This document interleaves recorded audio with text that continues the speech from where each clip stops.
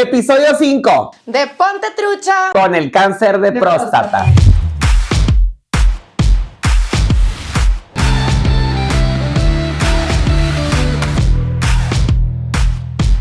Tenemos un invitadazo, está con nosotros nuestro amigo, el doctor Luis Becerra.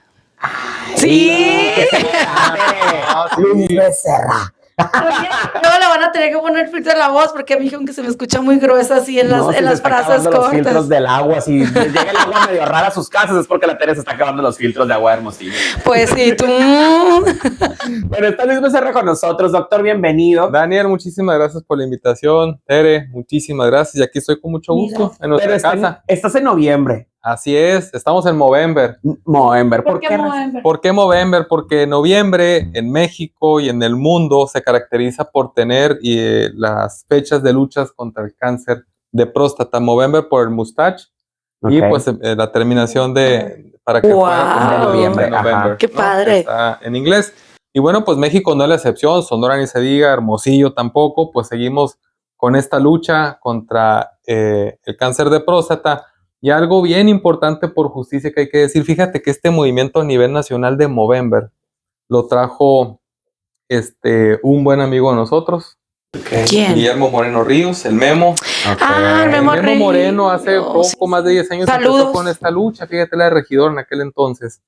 Y saludos al Memo, y por justicia hay que decirlo, el Memo hizo un gran movimiento nacional donde muchas instituciones públicas y privadas inclusive lo elevó a rango constitucional. Algunos estados, Hermosillo no es la excepción, Sonora no es la excepción.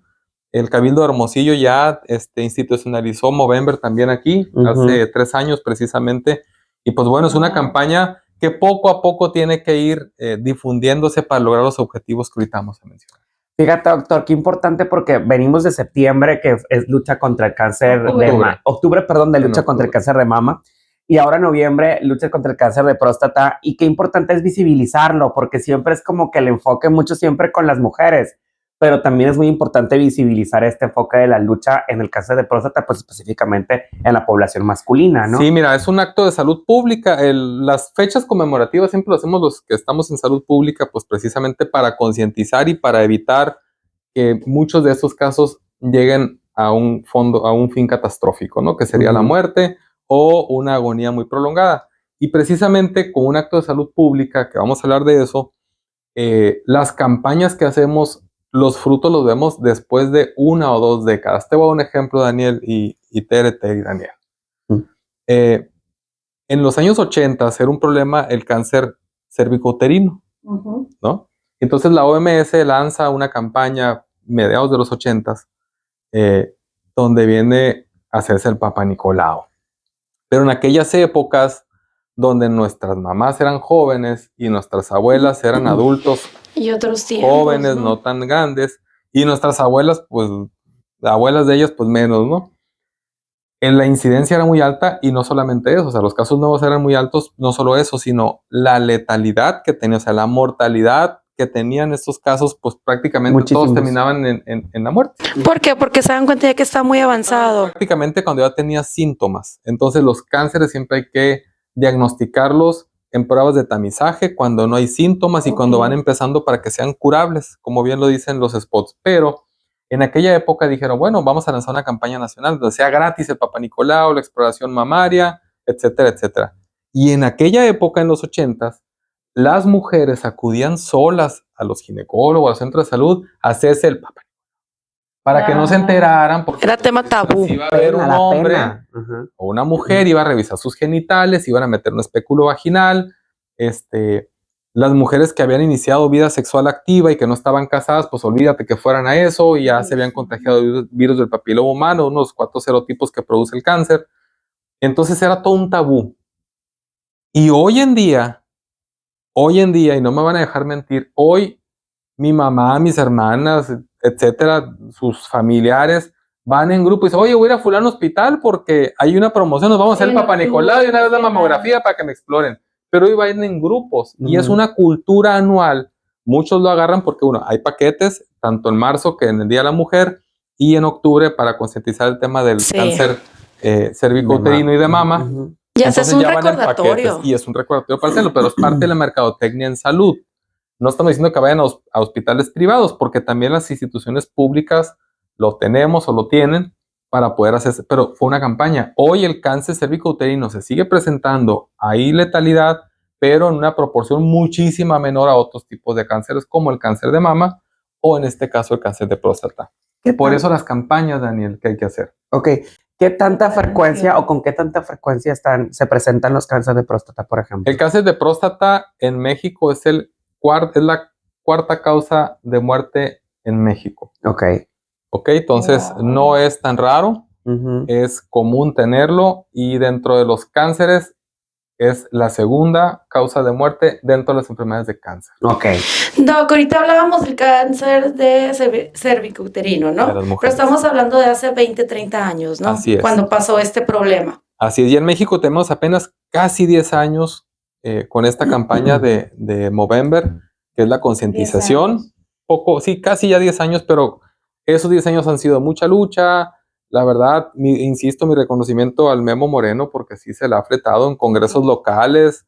En el Congreso de la Unión estuvo con el doctor, quien era el presidente de la Comisión de Salud, Héctor Jaime, estuvo para allá y ha logrado ciertas iniciativas de ley, etcétera. Hoy se reconocen ayuntamientos, Hermosillo, Nogales, ya lo tienen, institucionalizado Movember. ¿Y qué hace este movimiento? Bueno, pues incentivamos a los hombres para que pongan atención en los signos de alarma, para que hagan tamizajes, o sea, pruebas, y recordarle a todos, la prueba de antígeno prostático específico o antígenos prostático libre sí son buenos, sí dan algún hallazgo que podamos tener cuando se eleva, pero lo importante es hacerlo anual para ir viendo si ese puntaje que tú tienes al inicio va aumentando año con año y eso a nosotros nos pone alerta para saber pues que hay un problema antes de que el paciente tenga signos y síntomas. Doc, pero ¿por qué? O sea, ahorita que estamos tan abiertos de información, ya la comunicación es diferente, ya hay menos tabús, quisiera pensar.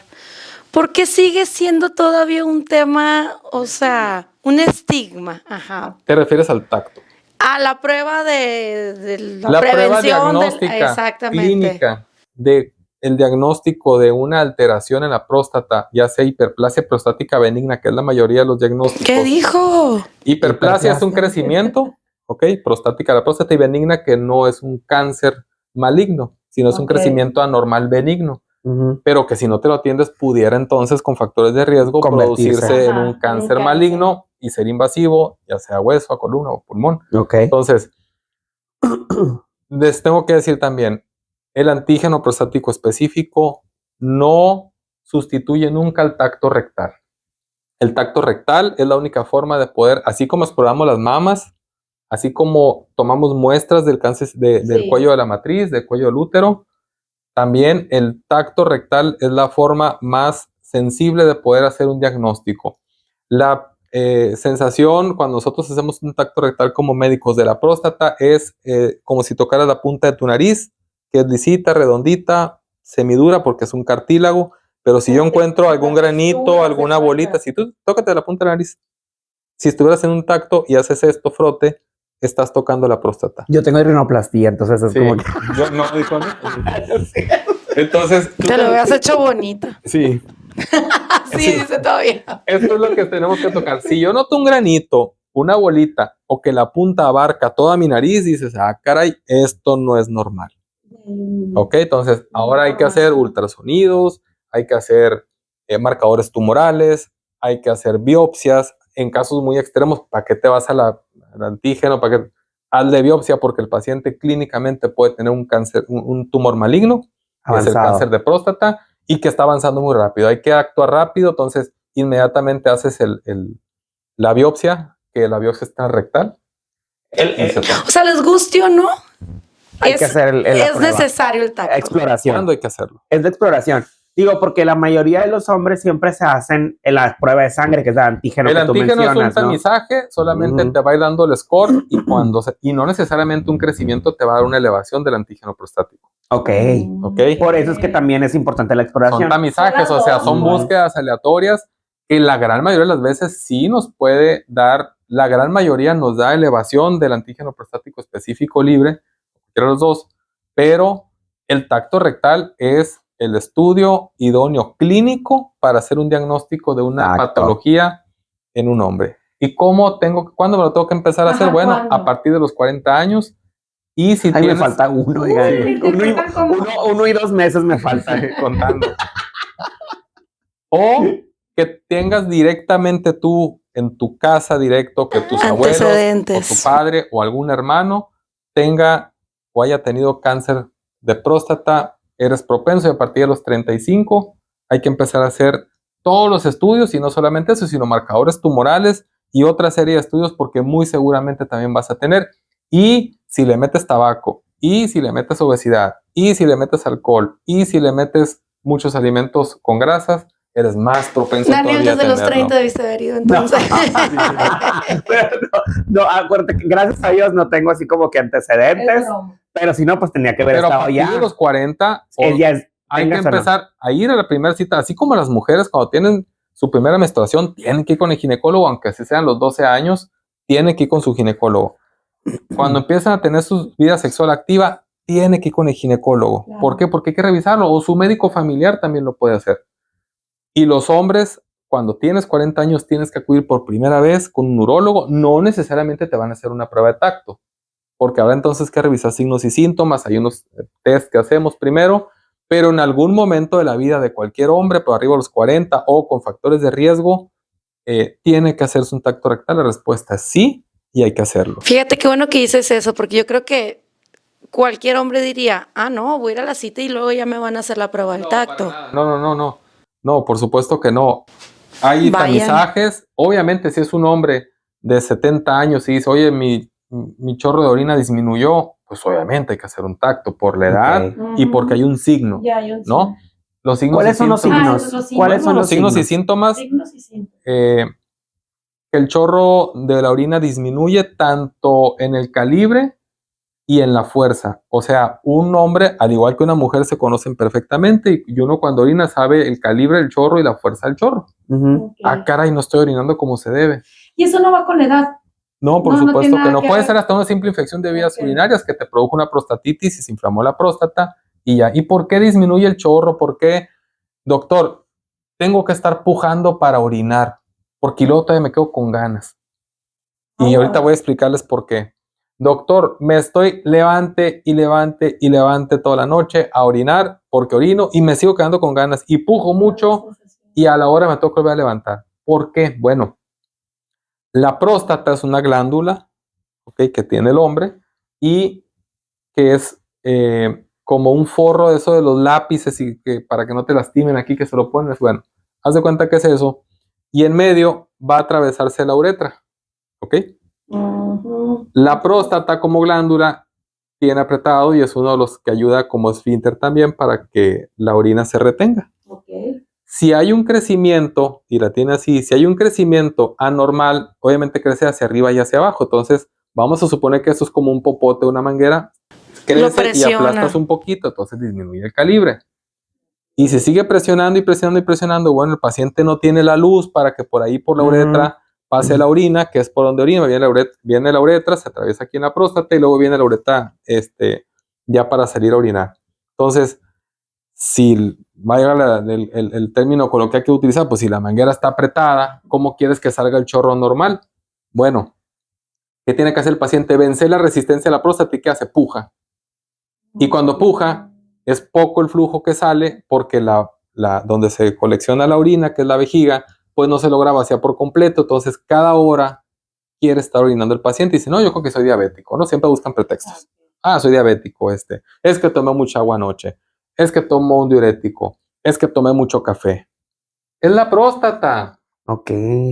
Pero muchos no van al médico porque inmediatamente creen que les van a hacer un tacto. Lo más probable es que cuando ya tengas síntomas, sí. Pero también lo más probable es que si ya tienes un síntoma es que traes un problema. Ok. Pero si yo no tengo ningún problema, o Daniel va en 1 año, 2 meses y dice, oye, vengo ya me lo aprendí. Agéndaselo, por favor. Sí. Doctor fulano, doctor Becerra, vengo a atenderme porque pues me dijeron que a los 40 años tengo que venir a hacerme una revisión masculina. Y vas con él o la urólogo. Y pues llegas, te va a hacer el test, no tienes factores de riesgo, te voy a hacer un examen completito, hazte un ultrasonido, hazte el antígeno prostático específico, hazte un marcador tumoral, vamos a la biometría hemática, el examen general de orina, y ya vemos. ¿Salió bien Daniel?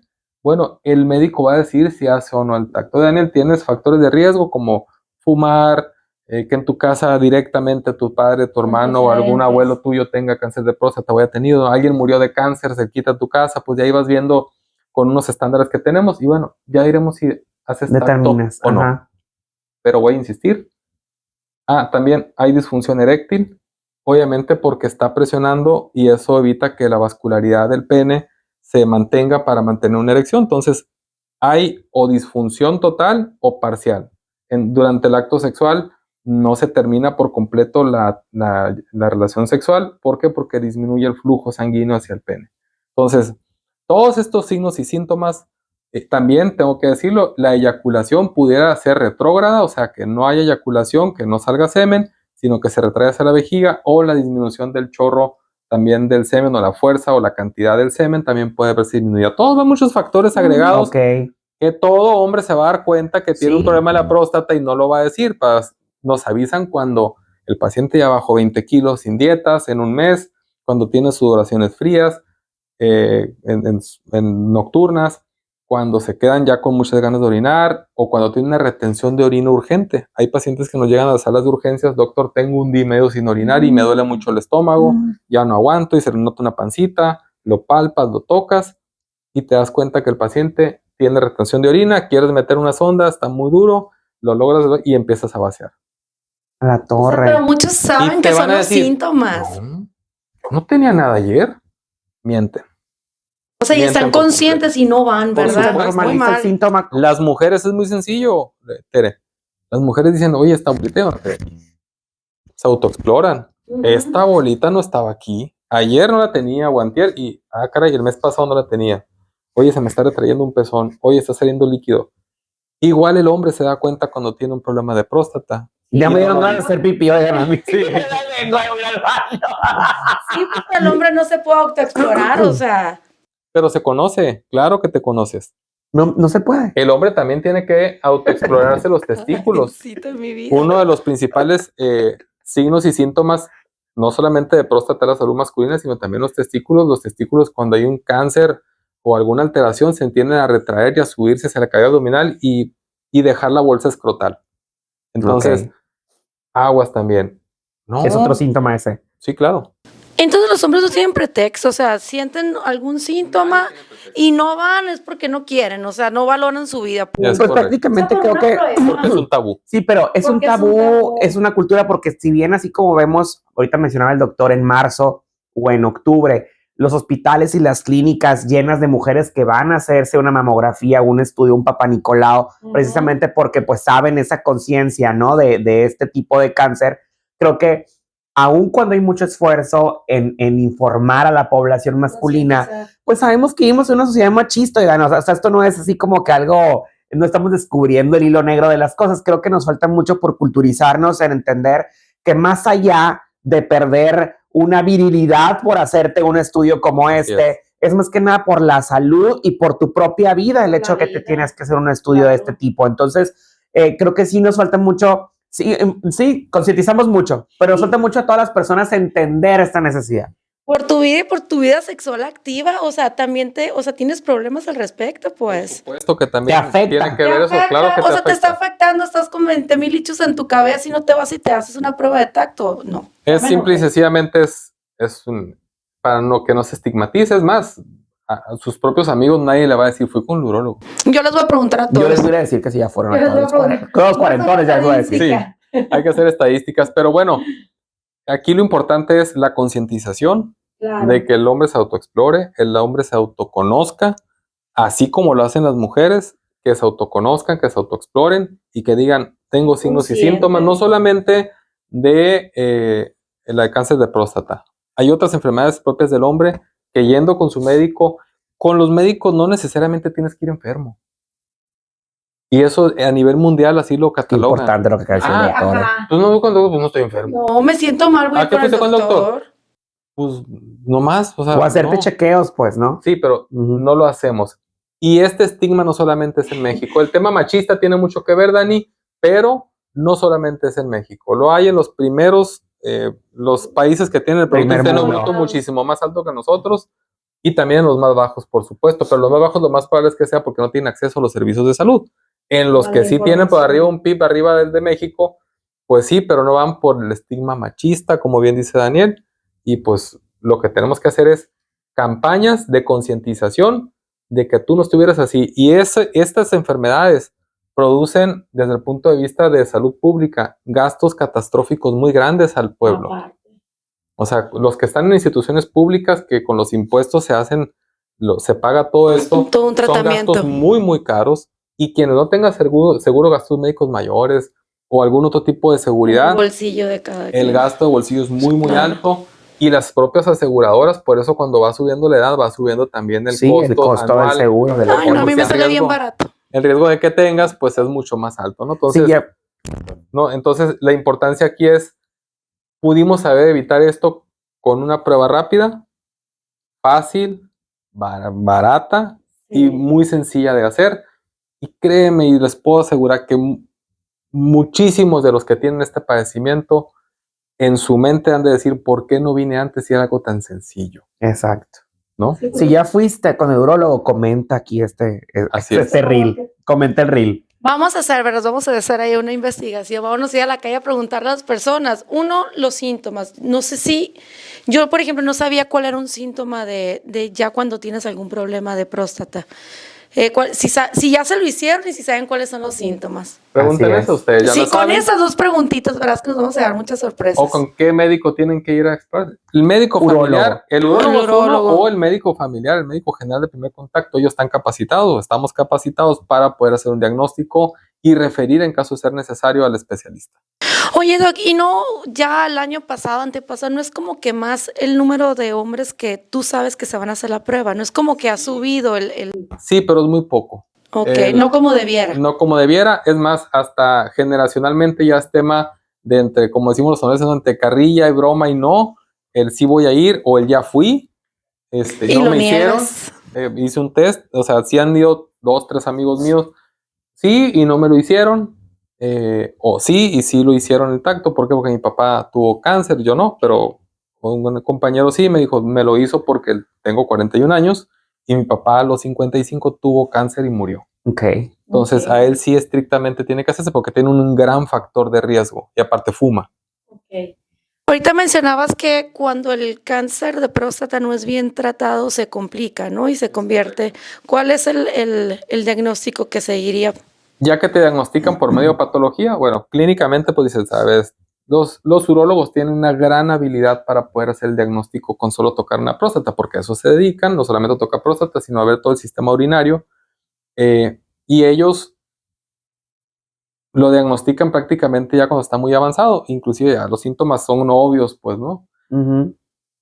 Las primeras metástasis pudieran hacerse a hueso, se pudieran irse a pulmón, son las principales, ¿no? Ya después se pueden diferenciar en cualquier otra, pero sí el sistema linfático por donde viajan las células, pues está muy pegadito por ahí. Ok. Wow. Bueno, pues entonces hay que poner mucha atención. Noviembre es el mes de la concientización. Movember es el mes de la concientización. Y pues agradecerte, doctor, por tu presencia y por informarnos, ¿no?